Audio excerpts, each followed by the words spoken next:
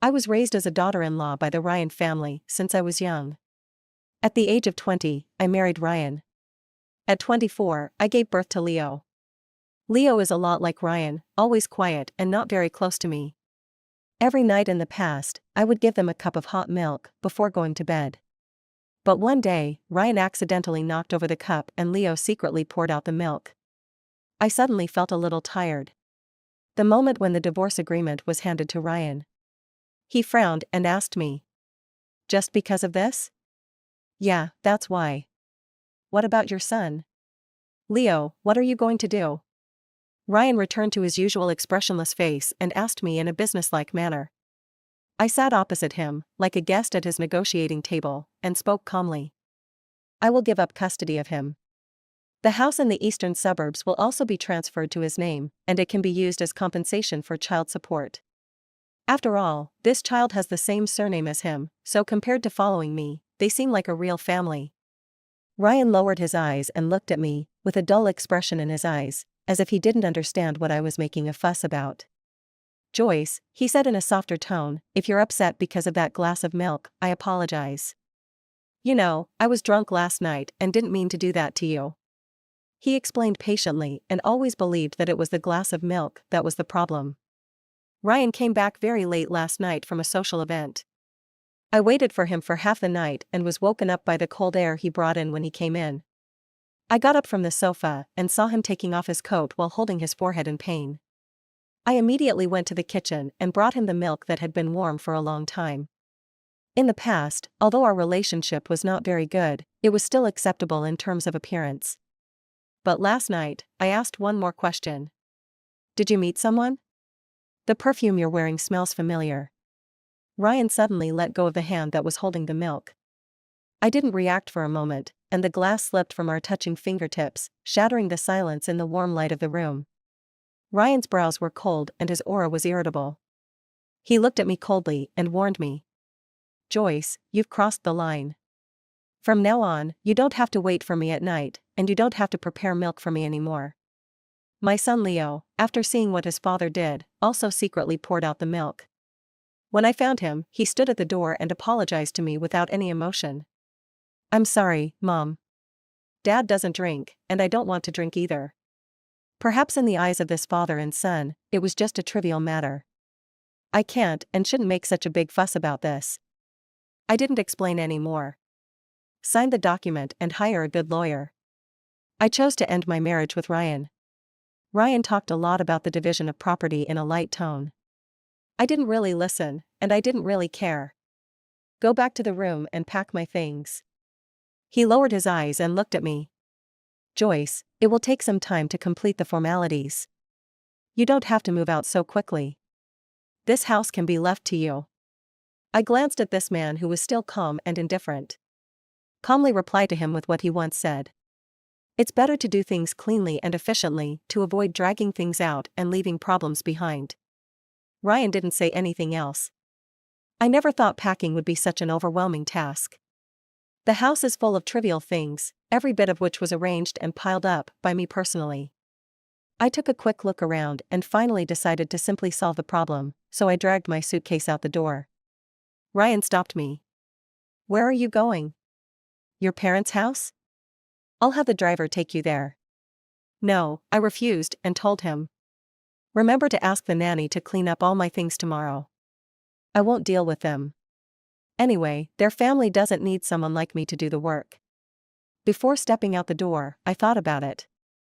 I turned back and said to Leo, who was standing behind Ryan with a blank expression. I won't pick you up from kindergarten anymore, but remember not to go with strangers.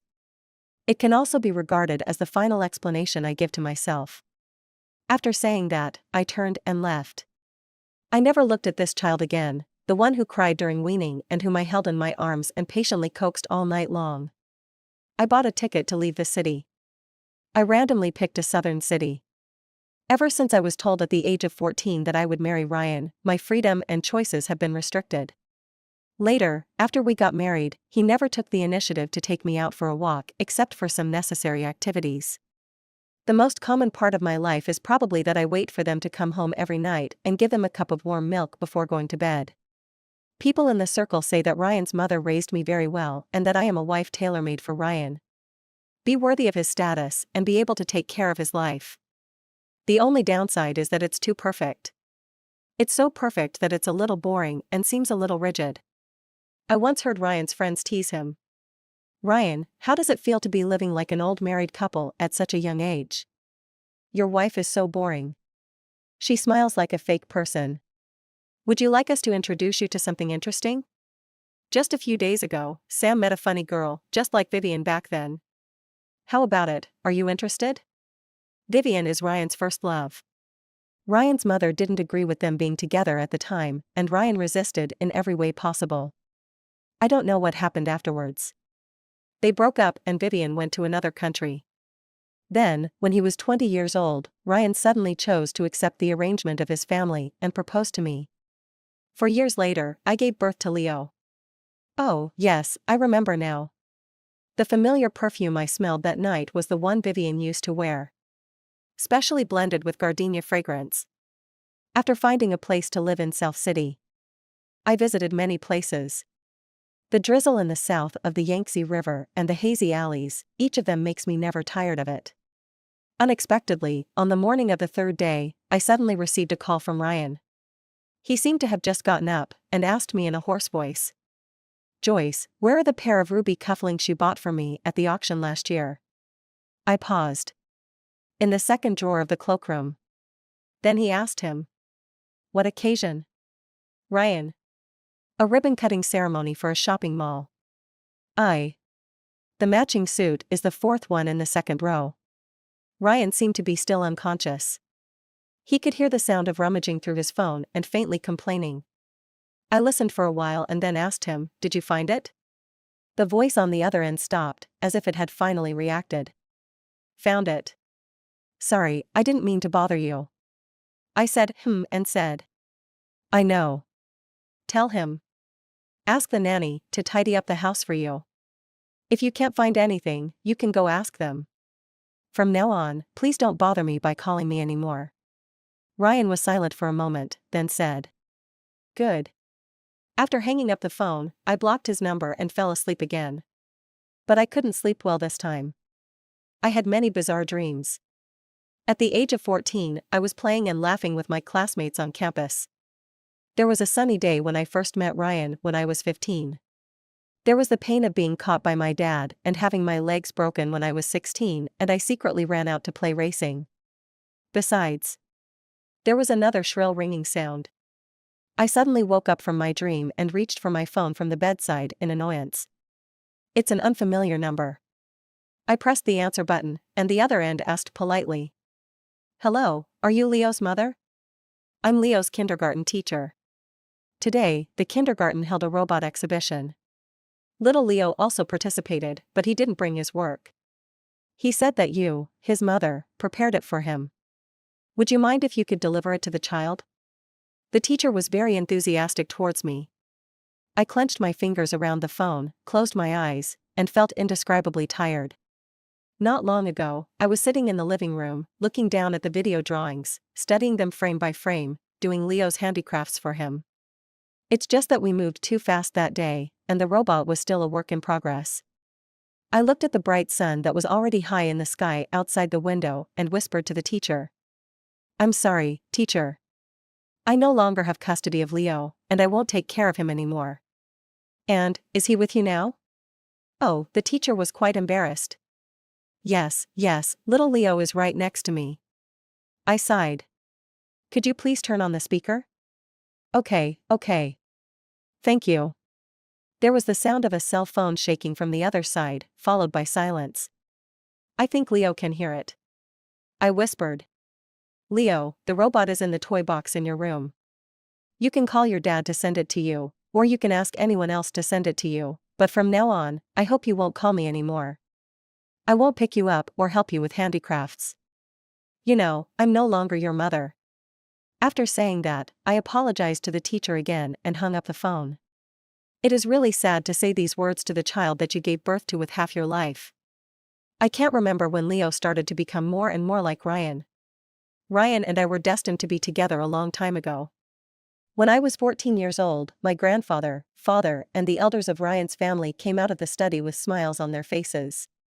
I was trained as a daughter-in-law by their family. When I was in school, many classmates envied me for my wealthy family. I didn't refute and could only smile bitterly. I have a comfortable life, but I don't have freedom. I didn't do well in the high school entrance examination. In the middle of the night, my mother became more and more angry, thinking that I had embarrassed her, so she broke into my room, pulled me up, and slapped me in the face. When I was in high school, I was in love with another classmate, and my dad slapped me again. Told me that if I didn't want to marry Ryan, I would have to marry some other entrepreneur who was almost 20 years older than me. I first met Ryan when I was 15. Under the arrangement of the two families. Ryan back then was different from now. He was a boy who loved to laugh and showed his emotions on his face. I don't have a deep impression of him. All I remember is a white shirt against the sky blue sky and a pair of eyes full of emotions. Later, I heard that he was in a cold war with his family because of his first love. I admire and envy her. At least, he dared to resist and had the right to resist. But not long after, Ryan's mother came to visit my house. With a polite and apologetic smile on my face, I took my mother's hand and told her, "Don't worry, in-laws. Ryan's issue has been resolved." I hid at the door and listened, feeling very lost. Thinking about it, it is true. After that, my family started arranging meetings between me and Ryan. He was quite resistant at first and didn't look very nice to me. Later, he gradually accepted it and would occasionally talk to me. I also watched him change from a prickly boy to a silent and taciturn man, restraining all his expressions. The special scent of gardenia on his body also dissipated into the air over time. Until I was 20 and Ryan was 24. On the way to a cocktail party in City C, we unexpectedly encountered a landslide and were trapped in the car. Ryan and I were buried together for a day and a night. When I was rescued, my last memory was that his arm covering my body was pierced by the collapsed car body, and his flesh and blood were blurred. When he woke up, he proposed to me. Asked me in front of everyone, "Joyce, will you be my wife?" At that time, I looked at his arm wrapped in white bandages. Remembering that we were trapped in the car, he nervously called my name and asked me to. "Joyce, don't sleep. If you fall asleep now, you will really lose your freedom." Somehow I placed my hand on his palm. I also ignored the fact that his eyes were downcast, calm and peaceful, as if he was completing a ritual that had to be completed. So we got married. 4 years later, as everyone wished, they had a child. When Ryan was born, he was loved and spoiled by both families. Ryan's mother believes that he needs the most elite education, like Ryan. So he poured out the glass of milk and said sorry to me with the most innocent face in the same way as his father, but did what he took for granted.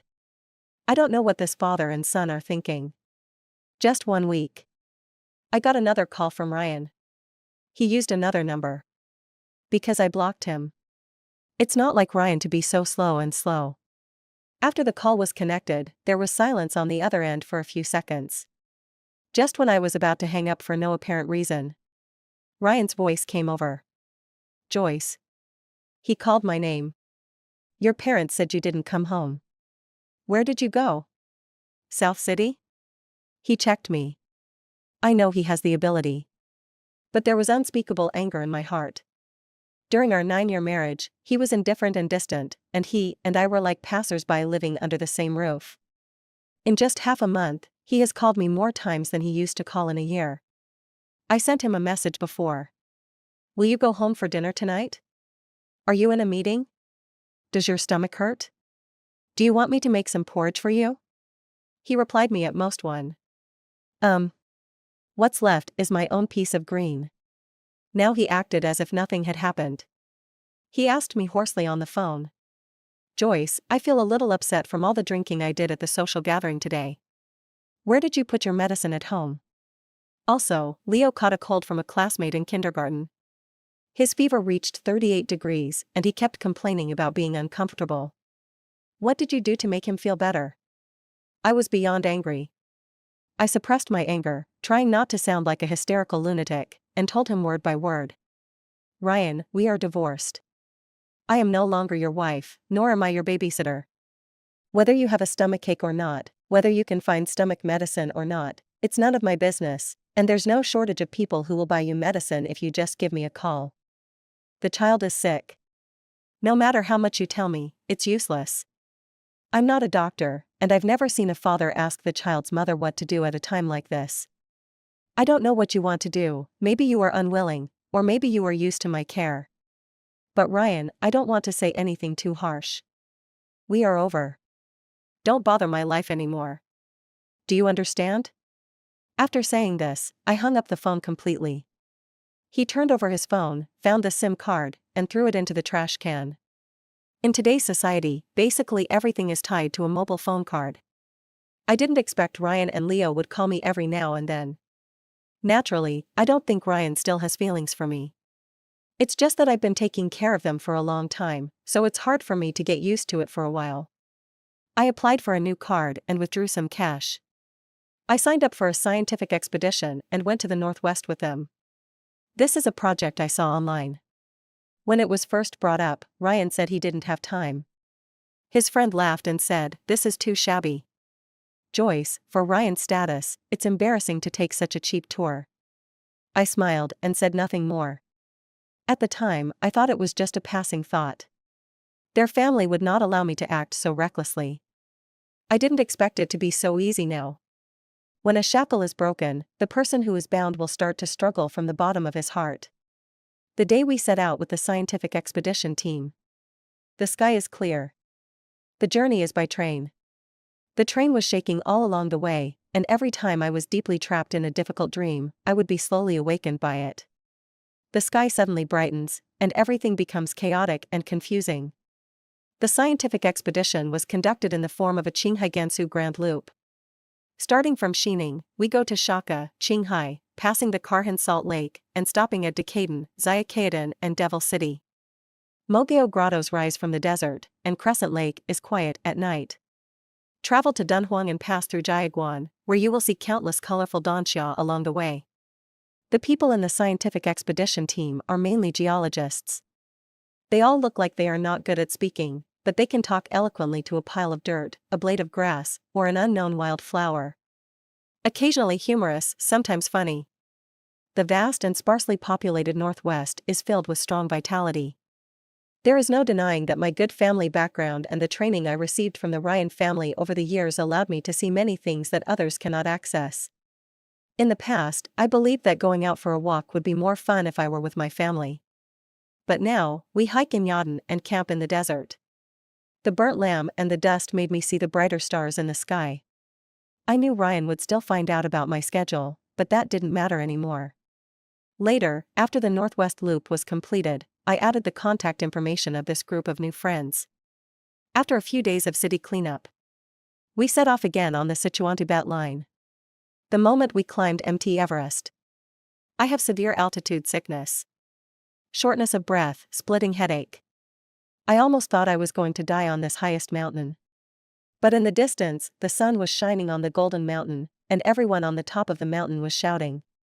I burst into tears in this warm and chaotic atmosphere.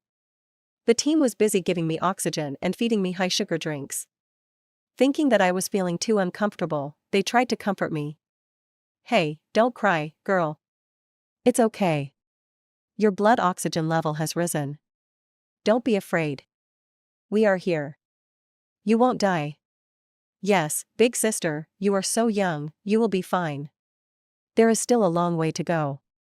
How can you just get there?" I cried so hard that I couldn't speak, but was finally amused to the point of laughing. With their help, I stood up from the snow, faced the Golden Mountains in the distance, and welcomed my new life. No matter how many shackles there are, no matter how difficult the journey is, I can make it to the top alone, right? After I came back, I got back to some of my old hobbies. For example, extreme sports, such as racing. For example, getting a puppy that I like. Before I got engaged to Ryan, I was actually a very laid-back and cheerful person. Love all things alive. But later on, I even lost my freedom. How can we talk about love?